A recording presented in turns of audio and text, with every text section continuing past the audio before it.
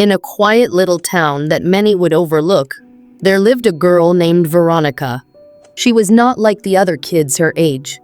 While they spent sunny afternoons playing games, running through fields, and laughing under the warm sun, Veronica found her joy in shadows and secrets.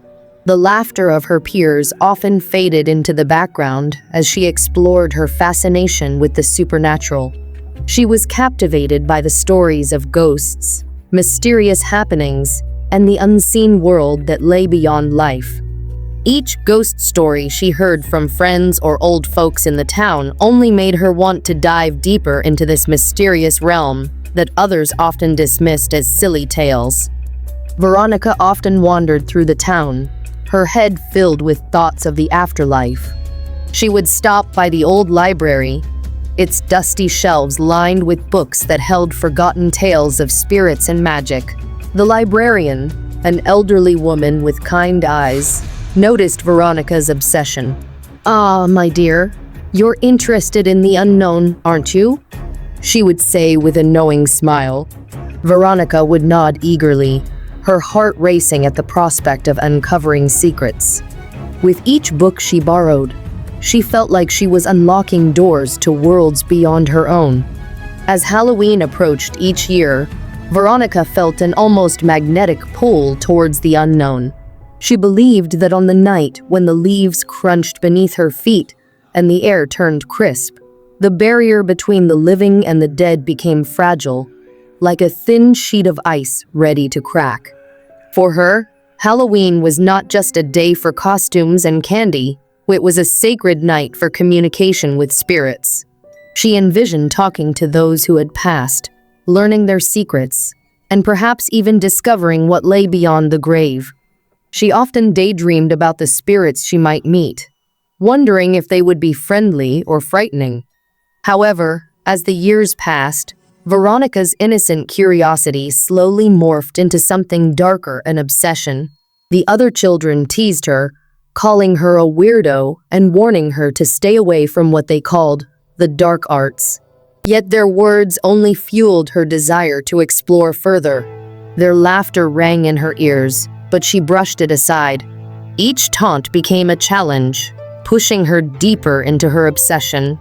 She read countless books on spirits, visited the old cemetery after school, and spent her nights researching the stories of those who had crossed over.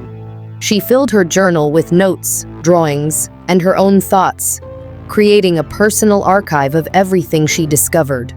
Her fascination twisted into a hunger for contact, a desperate need to bridge the gap between worlds. One particular Halloween night, the air was thick with tension and excitement. The moon hung high and full, casting an eerie glow over the town. The wind whispered secrets as leaves rustled and swirled in the chilly breeze. This night felt different to Veronica. It was a night filled with promises and hidden mysteries.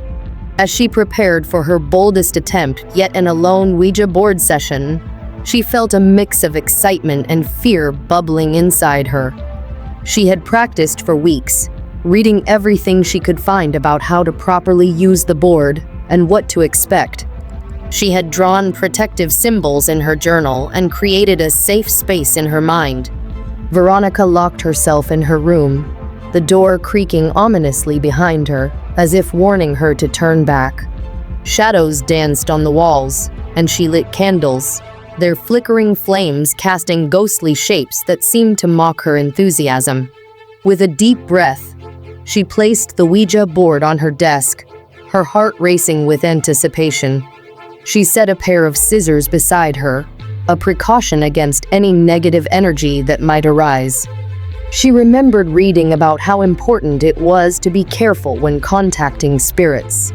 The mere thought of summoning a spirit both terrified and exhilarated her. "Is anyone there?" she whispered, her voice barely audible above the whisper of the wind outside. At first, nothing happened.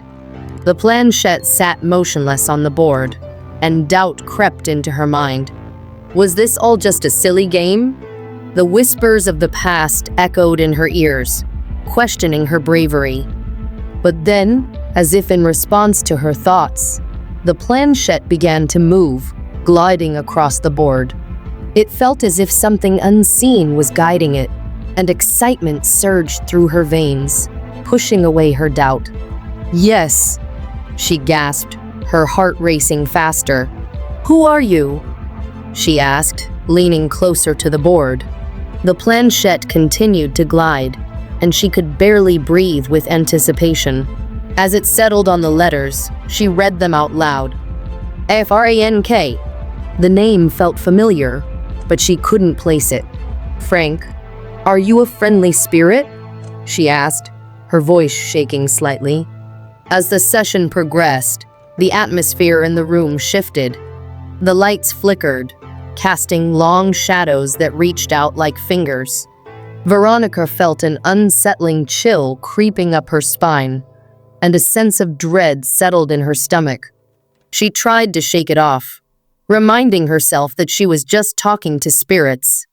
But deep down, a voice whispered that she might be inviting something far darker into her life.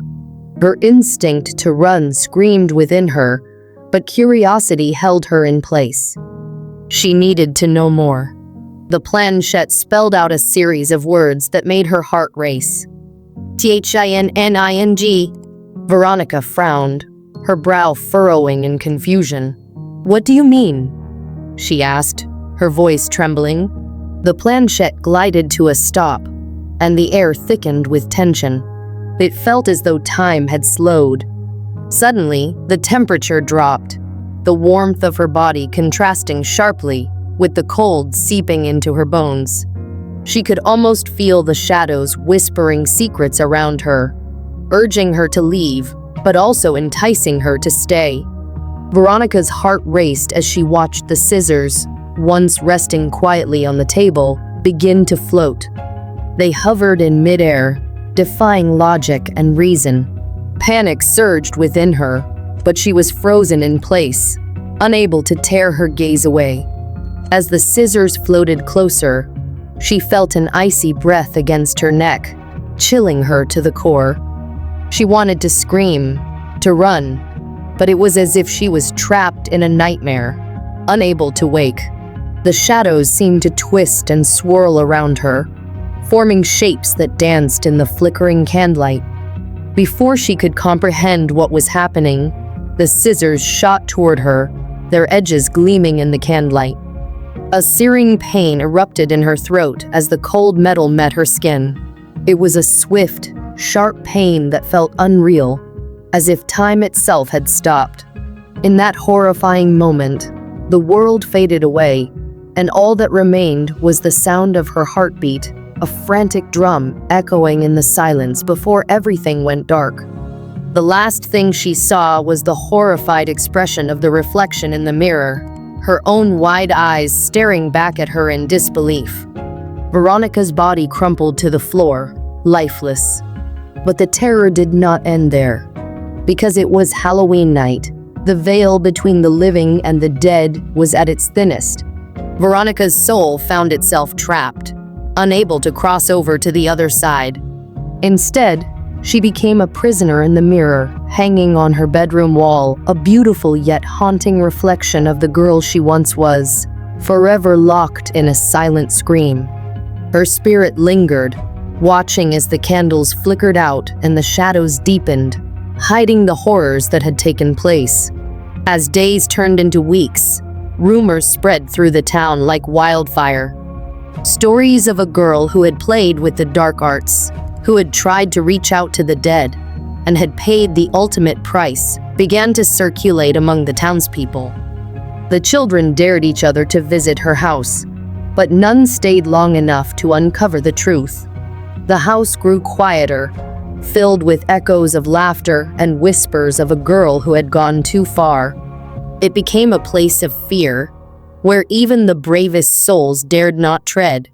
Legend has it that on Halloween night, Veronica's spirit would rise from her prison. Anyone who dared to summon her by standing in front of a mirror and chanting, "Veronica, I'm here," 3 times would face a horrifying fate. Her pale, bloody figure would emerge from the glass, her face twisted in desperation, longing to escape her eternal confinement. The stories warned of her sorrowful cries echoing through the hallways, begging for release from her prison. Those who had the misfortune of encountering her would tell chilling tales of what happened next.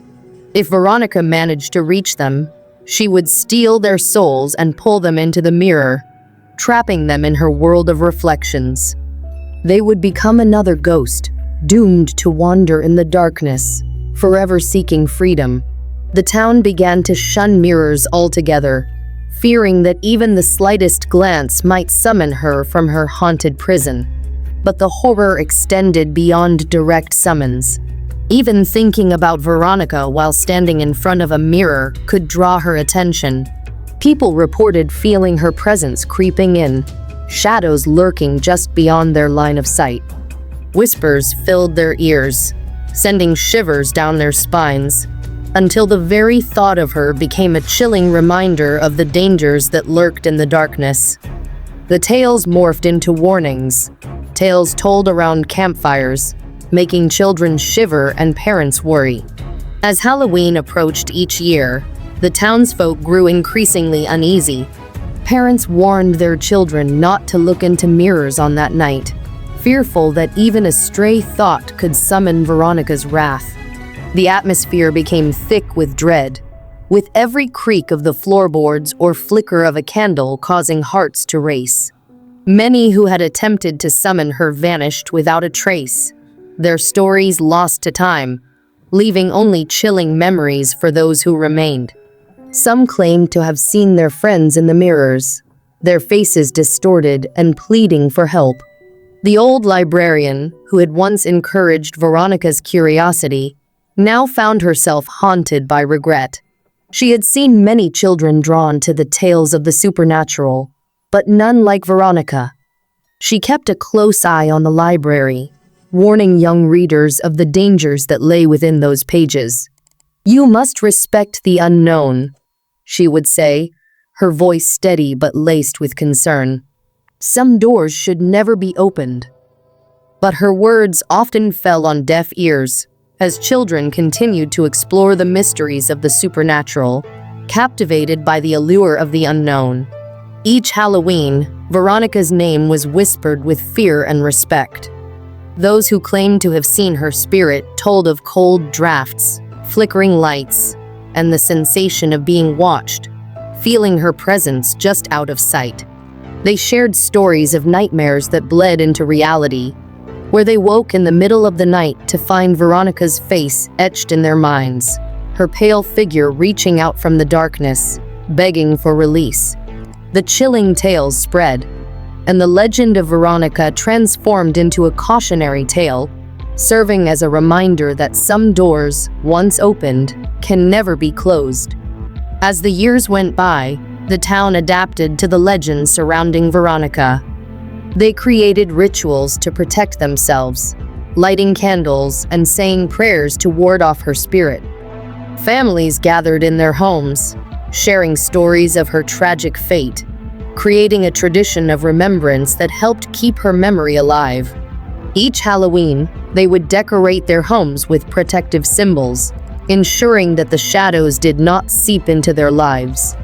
On the night of Halloween, as darkness fell, children dressed in costumes would brave the streets, but whispers of Veronica's legend loomed overhead. Some of the older kids would dare each other to visit her house, standing in front of the mirror just to feel a thrill of fear. But as the night wore on, laughter turned to hushed silence as they felt the weight of unseen eyes upon them. One year, a brave group of teenagers decided to test the legend. They had heard the stories and felt the thrill of the unknown tugging at their hearts. They ventured into Veronica's old home, now overgrown with weeds and shadows. The air was thick with dust and silence, and their footsteps echoed as they moved through the dimly lit halls. They made their way to her room, where the mirror still hung, a portal to the past. With trembling hands, they gathered around the mirror, their faces reflecting both fear and excitement. "Are you ready?" one of them whispered, glancing around nervously. The others nodded, adrenaline coursing through their veins. On three, one girl said, her voice barely steady. 1, 2, 3. They chanted, "Veronica, I'm here." 3 times, their voices shaking. The air grew cold, and the room felt heavy with anticipation. For a moment, nothing happened. They shared nervous laughter, but then suddenly, the lights flickered and a low whisper filled the air, echoing around them. "Let me go," it cried, a voice filled with sorrow and pain. The teenagers froze, terror gripping them. They looked at each other, their eyes wide with fear. The mirror began to distort, the reflection warping as if something was pushing against it. A chilling laugh echoed from the depths of the mirror, sending shivers down their spines. In that moment, they felt the weight of history pressing upon them. The stories had come alive, and they were no longer just spectators. They were part of something far greater and far more terrifying than they had imagined. In a panic, they turned to flee, but the door slammed shut, trapping them inside. They pounded on the door, screaming for help, but their voices were swallowed by the darkness. As they looked back at the mirror, they saw Veronica's pale figure emerging, her eyes filled with longing and despair. "Help me," she whispered, her voice echoing in their minds. "I need to be free." The teenagers realized too late the gravity of their actions. They had summoned a spirit desperate for release, and in doing so, they had placed their souls in danger. As the minutes passed, the room grew colder, and the walls seemed to close in around them. One by one, they felt the life being drained from them, their energy flickering like the dying candles. The laughter turned into sobs, and the fear became palpable. Veronica's ghost reached for them, her fingers brushing against their skin, leaving trails of ice in her wake. They could feel her pain, her desperation, and their hearts ached with empathy. But there was no escape. In those final moments, they understood that Veronica had not meant to harm anyone, as she was just a lost girl searching for freedom. But they had opened a door that should have remained closed, and now they were trapped in a nightmare of their own making. They screamed, but their voices faded into silence, swallowed by the shadows. As the sun rose the next morning, the townsfolk awoke to a sense of unease. The air felt heavy, and whispers filled the streets. The teenagers had not returned, and their families grew worried.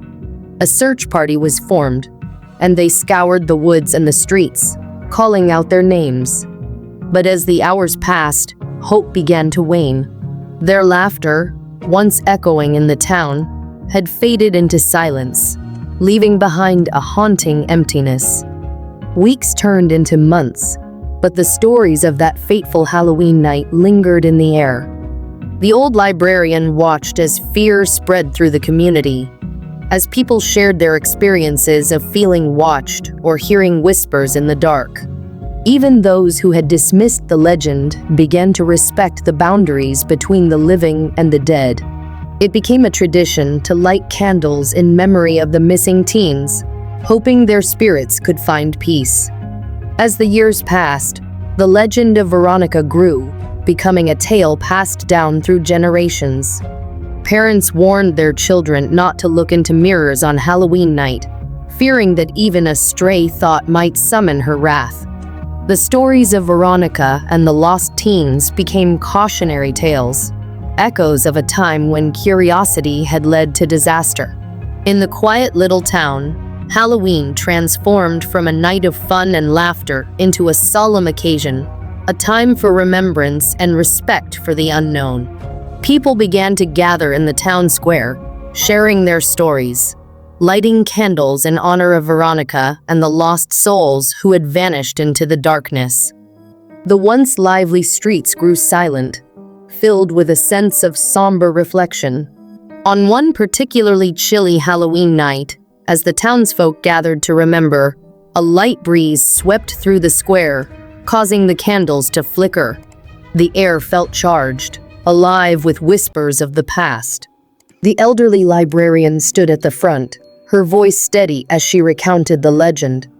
"Let this night remind us of the choices we make," she said, her eyes scanning the crowd. "Curiosity can be a powerful force, but we must remember to respect the boundaries between our world and the next." The townsfolk nodded, understanding the weight of her words. They held their candles high, creating a warm glow against the darkness. As they stood together, united in remembrance, they felt a presence in the air. A gentle whisper, a fleeting shadow, danced along the edges of their vision. In that moment, they knew that Veronica's spirit lingered among them, a reminder of the dangers that lurked in the shadows. And so, the legend of Veronica lived on, a haunting tale woven into the fabric of the town's history. Each Halloween, they would gather, lighting candles and sharing stories, ensuring that her memory would never fade. The shadows may have held dark secrets, but the town learned to navigate them with caution, forever mindful of the power of the unknown. As the years rolled by, the legend became a tradition, a part of the town's identity. Children grew up hearing the stories, their imaginations ignited by the thought of spirits and shadows. They learned to respect the unknown, understanding that some mysteries were better left unsolved. And on Halloween night, as the moon hung full and bright in the sky, the townsfolk would remember Veronica, a girl who sought answers in the darkness and became a part of the stories they shared. The story of Veronica served as a warning, a reminder that some doors should remain closed, and that curiosity, while powerful, must be tempered with caution. In the quiet little town, her memory echoed through the years, an eternal reminder of the mysteries that lay beyond the veil, a girl forever searching for peace and the answers she never found.